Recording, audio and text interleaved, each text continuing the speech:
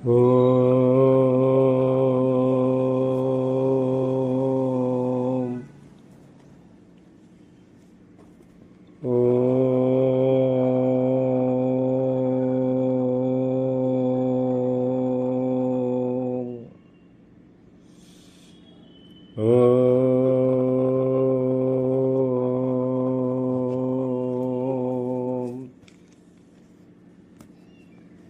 ఓం శ్రీ గురుభ్యో నమః.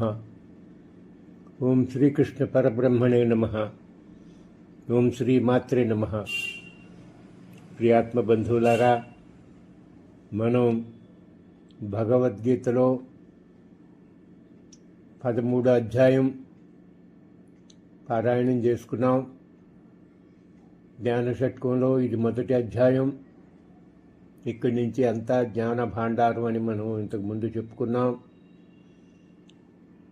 ఇప్పుడు నేను ఈ 13వ అధ్యాయం మీద ప్రసంగం చేస్తా. ముందు ఈ 13వ అధ్యాయం మీద ఒక లఘు వ్యాఖ్య చేసుకుని తర్వాత విపులమైన వ్యాఖ్య చేసుకుందాం.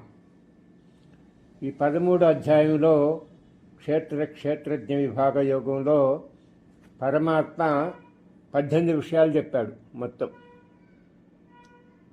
మొదటిది ప్రకృతి పురుషులంటే ఏంటి, క్షేత్రజ్ఞులంటే ఏంటి, జ్ఞాన జ్ఞేయాలంటే ఏంటని అర్జునుడు పరమాత్మని ప్రశ్నించాడు మొదటి శ్లోకంలో 13:1.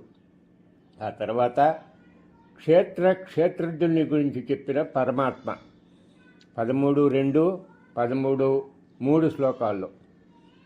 ఆ తర్వాత క్షేత్రజ్ఞుల సంబంధ జ్ఞానాన్ని ప్రామాణికంగా బోధించిన పరమాత్మ 13:4, 13:5 శ్లోకాల్లో. ఆ పైన క్షేత్ర స్వరూప వివరణ ఇచ్చిన పరమాత్మ 13:6, 13:7 శ్లోకాల్లో. ఆ తర్వాత జ్ఞానం అంటే ఏమిటో బోధించిన పరమాత్మ 13:8 నుంచి 13:12 శ్లోకాల వరకు. ఆ తర్వాత జ్ఞేయం అంటే ఏమిటో బోధించిన పరమాత్మ 13:13 నుంచి 13:18 వరకు. ఆ తర్వాత క్షేత్రం, జ్ఞానం, జ్ఞేయం ఈ మూడింటిని తెలుసుకున్నవాడు మోక్షార్హుడవుతాడని బోధించిన పరమాత్మ 13:19 శ్లోకంలో ఈ విషయం చెప్పాడు.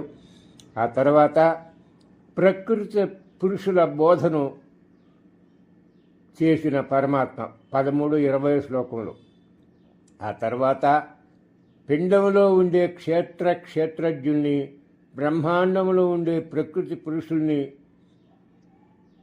గురించి బోధించిన పరమాత్మ 13:21 నుంచి 13:23 శ్లోకాల్లో.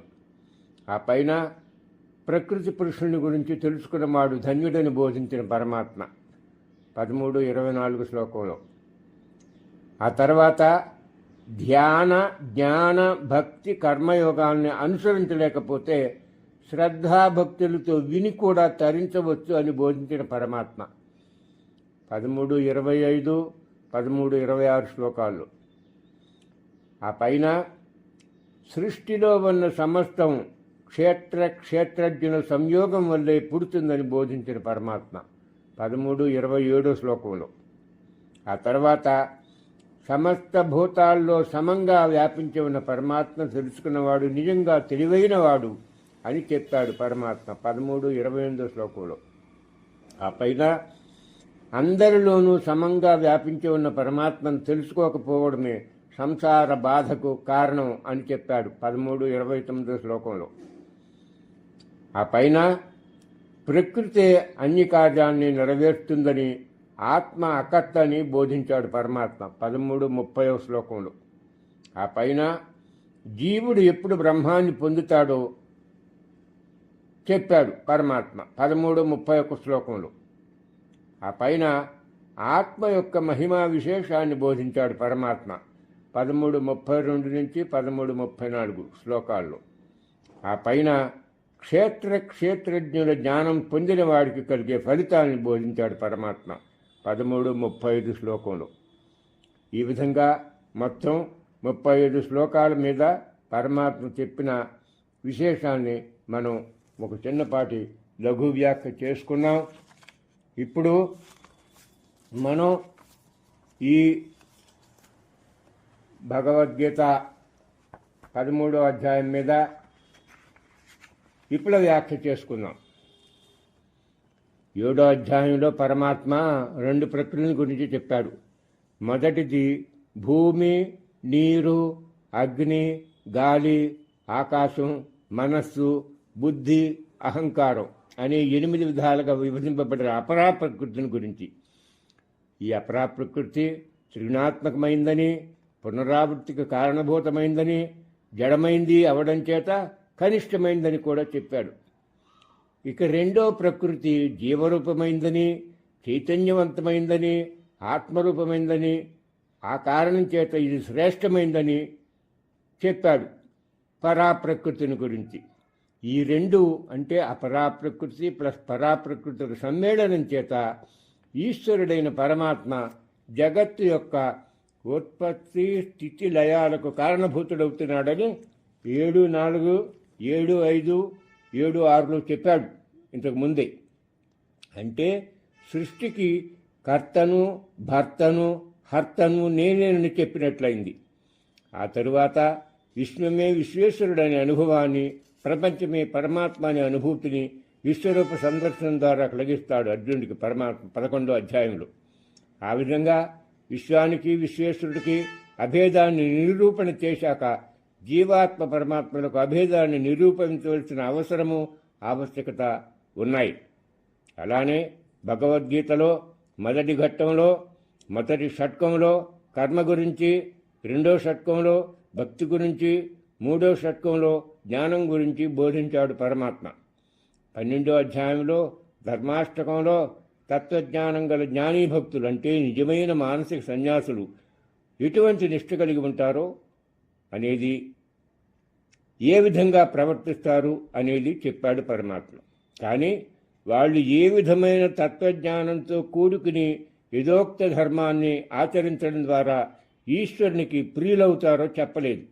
అందుచేత సగుణ బ్రహ్మ విషయము, యథార్థ భక్తి స్వరూపము 12వ అధ్యాయంలో తెలుసుకున్న అర్జునుడు నిర్గుణ పరమాత్మ తత్వాన్ని, జ్ఞాన సంబంధ విషయాల్ని తెలుసుకోవాలనే కుతూహలంతో పరమాత్మను ప్రశ్నించడంతో 13వ అధ్యాయం ప్రారంభమవుతుంది.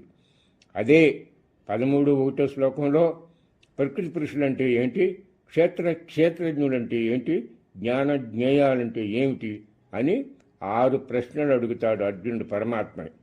ఈ 6 ప్రశ్నలకు సమాధానంగా నిర్గుణ పరమాత్మ తత్వాన్ని వివరించి అట్టి పరమాత్మ తత్వాన్ని కైవసం చేసుకోవడానికి జీవుడు అనుసరించవలసిన ఉపాయాలను విశదీకరించడమే క్షేత్రజ్ఞ విభాగ యోగం అనే ఈ 13వ అధ్యాయంలోని ముఖ్య విషయం. అందులో మొదటి 7 శ్లోకాలు క్షేత్రజ్ఞ విచారణతోనూ, తర్వాత 5 శ్లోకాలు 13:8 నుంచి 13:12 వరకు జ్ఞానభాండారాలైన అమానత్వాది జ్ఞానగుణ సంపత్తితోనూ, తర్వాత 7 శ్లోకాలు 13:13 నుంచి 13:19 వరకు జ్ఞేయ ప్రసంగంతోనూ, మిగతా 16 శ్లోకాలు 13:20 నుంచి 13:35 వరకు ప్రకృతి పురుషుల వివేక వివరణతోనూ కూడుకుని జీవబ్రహ్మల ఏకత్వాన్ని ప్రతిపాదించే జ్ఞాన షట్కానికి శుభారంభం చేస్తూ సృష్టికర్తను కూర్చిన విచారణ, తత్పదార్థ శోధన, అఖండ అద్వైత జ్ఞానామృత వృష్టి అనే మాయిక వస్తు విశ్లేషణతో భవబంధ విముక్తికి బాటలు పరిచిన భగవంతుని బ్రహ్మ విద్యోపదేశంతో అలరారే ఆత్మవిద్య ఈ అధ్యాయంలోని అసలు విషయం. హరి ఓం.